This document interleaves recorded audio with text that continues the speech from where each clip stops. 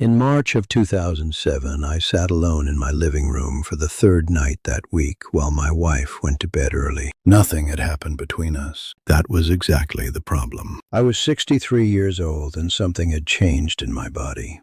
And I had interpreted it as failure.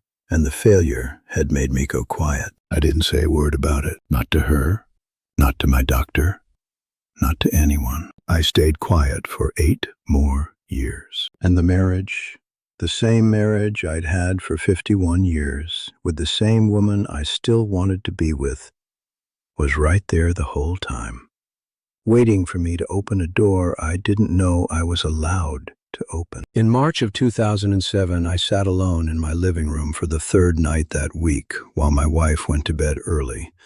And I understood that something had changed between us, and I had no idea what to do about it. Not because we were fighting, not because anything had happened. Because I was 63 years old and my body had started behaving differently than it had for 40 years, and I had interpreted that as a kind of personal failure. And the failure had made me afraid, and the fear had made me go quiet, and the quiet had lasted 4 months by that point, without either of us naming what it was. I had not initiated anything between us in 4 months. Not because I didn't want to, because I was afraid of what would happen if I did and things didn't go the way they used to. And I didn't know how to say that. I had been a football coach for 26 years. I had talked to boys about every physical thing a body goes through. I had no language whatsoever for what I was going through myself. I sat in that living room and I watched television I wasn't watching, and I thought, this is probably fine. This is probably just age. This is probably just the way things go. I thought that for 8 more years. I married Barbara in 1972. We were 28 and 26, and we had 3 children inside of 6 years, and a house in Knoxville that we have now lived in for 49 years. And the marriage has been, I want to be precise about this, good. Not a performance of good, actually good, in the way that means you still want to be in the same room as the person after 50 years. You still find them interesting. You still reach for their hand in the car without thinking about it. The physical part of the marriage was also good. For a long time, it was something we didn't have to think about. The way you don't think about breathing. It was just present, available, part of the texture of the life we shared. I was a coach, and I was physical by nature, and I understood bodies in the concrete, mechanical way that someone who has spent decades in gyms and on fields understands them. I was not a man who talked about this kind of thing, but I was good at it, and I knew I was good at it, and it was part of who I understood myself to be. That understanding started to shift sometime in my early 60s, slowly, unevenly. Not all at once, and not in a way that felt like a clear event I could point to. Just things that had been reliable became less reliable, and I did what men of my generation do with things that are less reliable. I said nothing and hoped it would resolve itself. It did not resolve itself. The seed was the silence. Not the physical changes themselves, those were real and I'll get to them, but the decision I made without quite deciding to not talk about them, to Barbara or to anyone, to treat the changes as something shameful and private and individual, when they were in fact something that was happening between the 2 of us and that required both of us to navigate. I chose silence because I had no model for the alternative. My father had not had this conversation with me. No coach I had ever worked with had had it. No friend, no doctor had asked at my annual physical the direct question that might have opened the door. I was 63 years old, and I was in the middle of something that affected my marriage and my sense of myself, and I had exactly 0 useful information about it and 0 permission to ask for any. So I went quiet. And because I went quiet, Barbara went quiet too.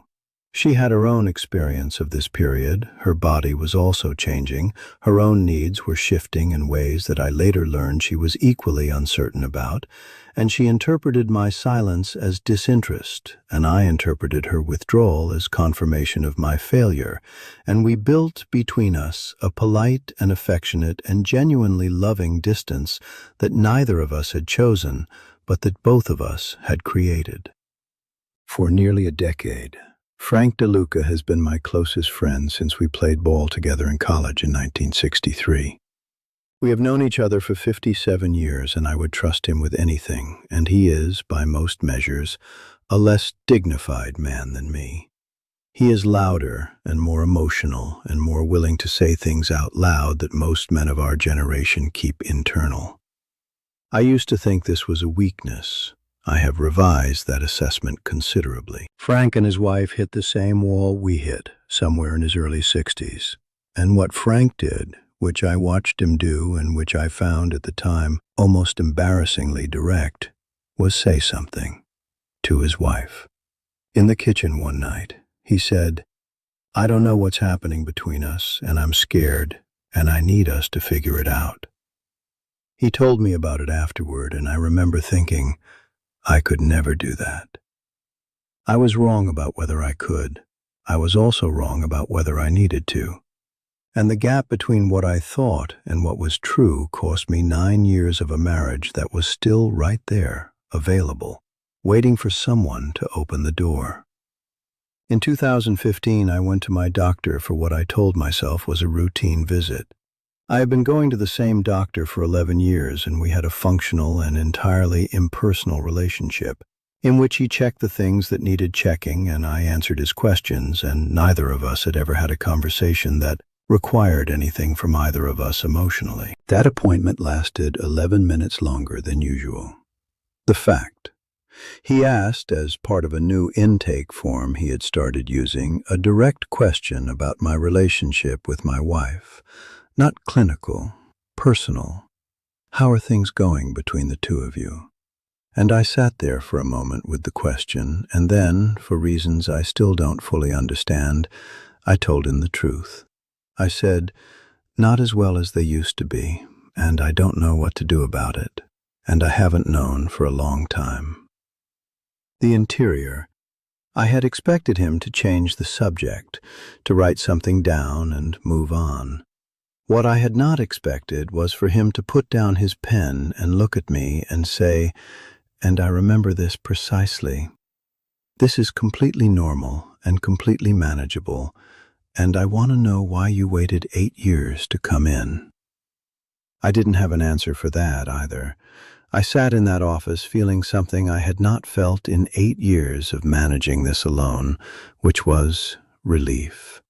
Just enormous, disproportionate relief at being asked a direct question by someone with the authority to answer it. The detail I cannot shake, the smell of that office.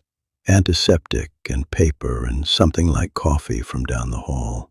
Fluorescent light. A man who had weighed me and taken my blood pressure for 11 years, suddenly looking at me like I had said something that actually mattered. I don't know why the sensory detail of that room stays so clearly. Maybe because it was the first time I had spoken any of this out loud, and the room had a specific quality as a result, like it had changed temperature slightly, like the air was different. Here is what actually changes. I am going to say this plainly, the way I wish someone had said it to me at 60, and I am not going to dress it up. The body slows down. In both men and women, but differently, and the changes don't arrive on the same schedule. A man's body after 60, and increasingly after 70, operates on a different timeline than it did at 40. Things that happen quickly take longer. Things that were reliable become less so. This is not failure, it is physiology. But without that information, it reads as failure, and failure produces fear, and fear produces silence, and silence produces the 9 years I spent in a marriage that was fine from the outside and quietly starving from the inside. In women, the changes are different and run alongside menopause and its aftermath. changes in physical comfort, in what feels good and what doesn't, in what is needed that wasn't needed before. Barbara had her own experience of this period that I was not aware of because I was so consumed by my own that I had stopped asking about hers. When we finally talked, and we will get to when we finally talked, I found out that she had been navigating her own set of changes for years, largely alone, with roughly the same amount of useful information I had, which was almost none. What changes most is not the physical mechanics, though those change. What changes most is the requirement for communication. The thing that worked on autopilot for 30 years now requires, and I am using this word deliberately, conversation. Not negotiation, not therapy, just two people talking about what they actually need and what is actually happening in their own bodies and what they are actually afraid of, in plain language, without the assumption that the other person already knows. My generation was not trained for this conversation. We were trained for almost nothing of what I have just described. The domino worked like this. I didn't talk to Barbara, so she concluded something I had not intended her to conclude, that I was no longer interested in her in that way. She did not say this to me. She adjusted. She redirected her energy, the way people do when a door seems to have closed, toward other things. Her friendships, her garden, her sister who lives in Nashville and with whom she had long phone calls I knew nothing about. She was not cold to me. She was warm and present, and the marriage continued. She had simply concluded that this particular part of it was behind us, and she had accepted that. And her acceptance looked from the outside like everything was fine. Everything was not fine. The cost I didn't see coming, the invisible cost, the one that was accumulating the whole time, was what the silence did to my sense of myself. Not just as a husband, as a person. I had spent 60 years understanding myself as someone physically confident, physically capable, and when that became uncertain, I had no framework for holding the uncertainty that wasn't shame. The shame is what kept me quiet, and the quiet is what let the shame grow. And the grown shame is what made me more afraid, which made me quieter, which reinforced the shame for 9 years. Frank, by contrast, went to a doctor the same year I sat in my living room for the 3rd night in a row. He and his wife read things together. They talked to a counselor twice, which Frank described to me as the most uncomfortable 6 months of his marriage, and also, ultimately, the most useful. He learned what was happening and what could help and what his wife actually needed, which turned out to be somewhat different from what he had assumed. And they rebuilt from there. The image I keep coming back to, the one that carries the weight of the 9 years, is a specific night, 2009 or 2010, sometime in the middle of the silence. Barbara and I in bed, in the dark, both awake. I knew she was awake. She knew I was awake. There was something that needed to be said between us, some acknowledgement of what was happening, some "can we talk about this?" And neither of us said it. We lay there in the dark, each of us alone inside the same marriage, and eventually one of us fell asleep and then the other one did too. And in the morning we had breakfast and talked about the weather or the children or something on television. This happened for years.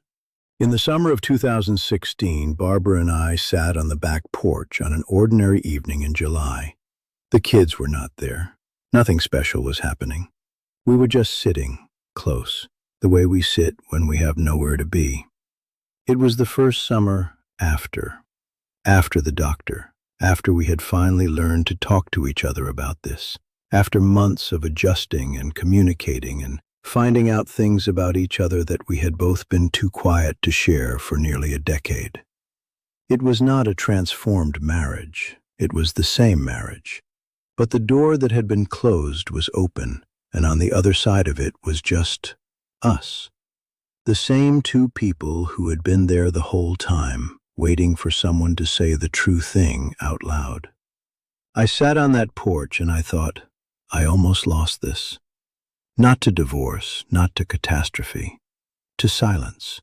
to 8 years of not saying the thing that needed to be said because I didn't have the words and didn't know I was allowed to look for them. That is what I want to give you, not a solution. Every body is different, every marriage is different, and what worked for us may not be exactly what works for you. What I want to give you is the permission I didn't have, the permission to have the conversation before the health scare forces it, before the distance becomes so established that it feels like the nature of the relationship rather than a problem the relationship has. I know exactly what you are doing instead of having this conversation. You are interpreting your own body's changes as personal failure and keeping them private. You are interpreting your partner's changes or shifts in response as rejection or confirmation of that failure.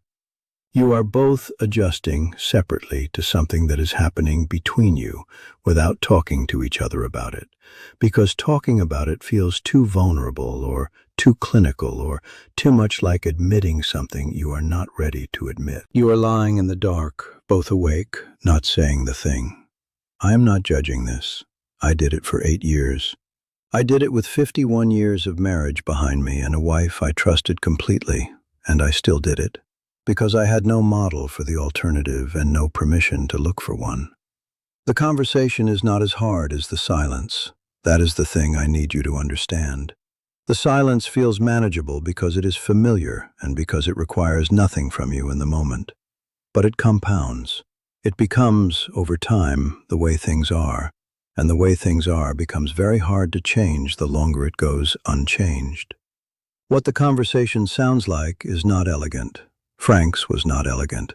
Mine was not elegant. It was two people saying imperfectly and with some difficulty, "Something has changed, and I don't fully understand it, and I'm scared, and I want us to figure it out together rather than separately." That's the whole of it. The rest, the doctor, the information, the specific adjustments, those come after. But they can only come after the first sentence. Tonight, not next week, not when the moment feels natural, because the moment will not announce itself. Tonight, say something to your partner. Not everything. Not a full accounting of the last several years. Just, "I've been thinking that we haven't talked about some things, and I want to." That's the door. What's on the other side of it is just two people who have been in the same marriage for however long you've been in it. Both of them carrying something they haven't said, both of them relieved when someone finally opens the door. Go see your doctor and ask the direct question about your body, about what's happening, about what options exist. The answer will be more useful than 8 years of hoping it resolves on its own. I know this from experience. Tell me in the comments, is there something between you and your partner that has been going unspoken? Because the silence is not protecting anything. I know exactly what it's protecting, and I know exactly what it costs.